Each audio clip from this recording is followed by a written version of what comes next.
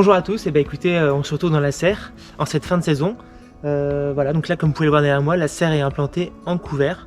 On a mis des couverts végétaux là sur cette partie-là et également en plein champ, on ira voir plus tard.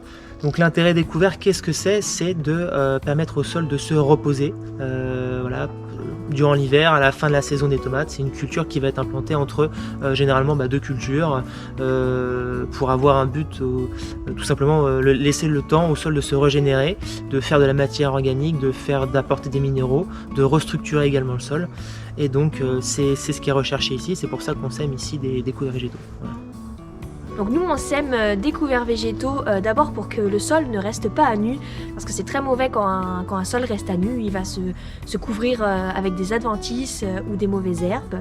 Ensuite ça va lui permettre aussi au sol de garder une activité biologique grâce aux racines et d'avoir donc un sol qui garde une bonne structure et qui reste vivant, on peut dire. Et puis enfin, une fois que le couvert va être assez développé et avant l'implantation d'une nouvelle culture, on va le détruire, le broyer, ce qui va lui permettre de rendre au sol les nutriments qu'il a captés pour recharger le sol en vue de la prochaine culture. Donc là on se retrouve dans la serre où il y avait les tomates cet été. Donc on a planté ici un couvert il y a un mois à peu près. Donc ce couvert il est composé de vesses, d'avoine et de trèfle. Donc dans ma main j'ai les graines qui correspondent. Donc l'avoine c'est la graine tout en long, les plus grosses graines c'est la vesse et les toutes petites graines un peu bleutées qu'on voit c'est les graines de trèfle. Donc ici, si on regarde dans notre couvert, donc l'avoine, c'est les longues tiges qu'on a là, qui vont être intéressantes parce que c'est une plante qui va germer très vite et donc qui va s'installer très vite. Elle va aussi permettre à la vesse, qui est cette plante-là, de faire comme un tuteur pour qu'elle puisse monter en hauteur et s'accrocher. Et puis ensuite, on a le trèfle là, qui est beaucoup plus petit, qui lui va venir tapisser le sol. Et donc ces trois plantes ensemble, elles vont permettre aussi de bien capter l'azote pour pouvoir ensuite le rendre au sol pour la culture suivante. Donc là, on est dans une autre partie de la serre où on a fait un couvert uniquement avec de l'avoine. Donc pourquoi ici on a mis que de l'avoine? C'est parce qu'on avait des planches qui étaient assez sales avec beaucoup de mauvaises herbes et on voulait avoir quelque chose qui s'implante très vite, donc qui pousse très vite et quelque chose de très dense. Donc là on a un couvert qui a bien poussé puisqu'il a été semé il y a 2 mois et demi.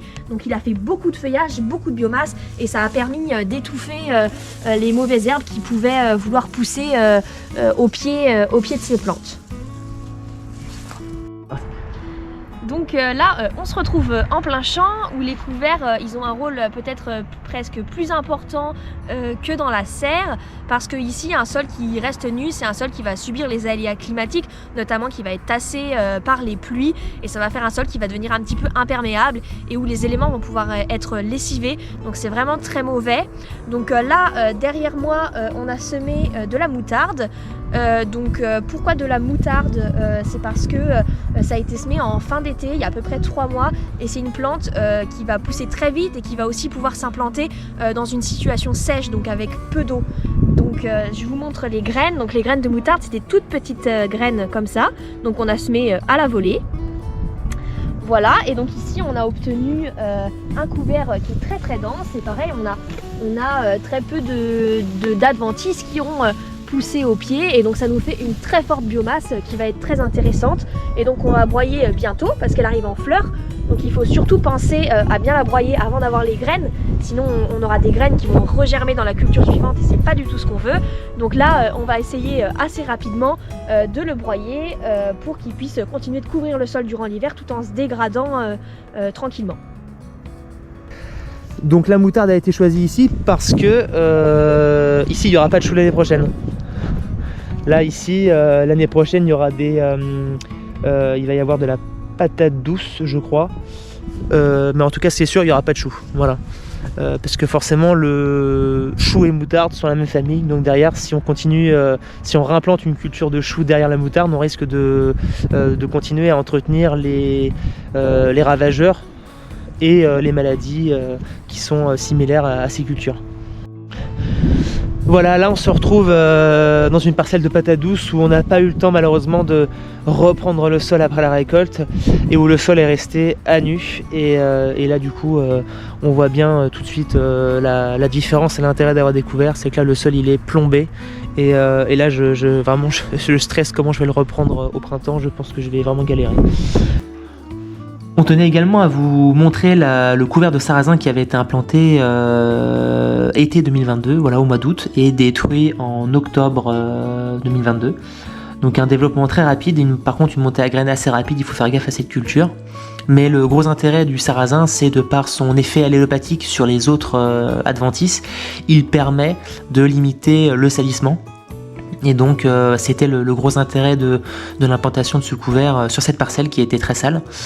Et grâce à cette bonne densité, il a pu faire sa place et derrière on a pu obtenir un mulch très intéressant, une très bonne biomasse dégradée qui a permis justement d'obtenir une couverture durant tout l'hiver et une très bonne reprise du sol au printemps avec derrière des reliquats, des apports d'azote et de nutriments pour les cultures suivantes.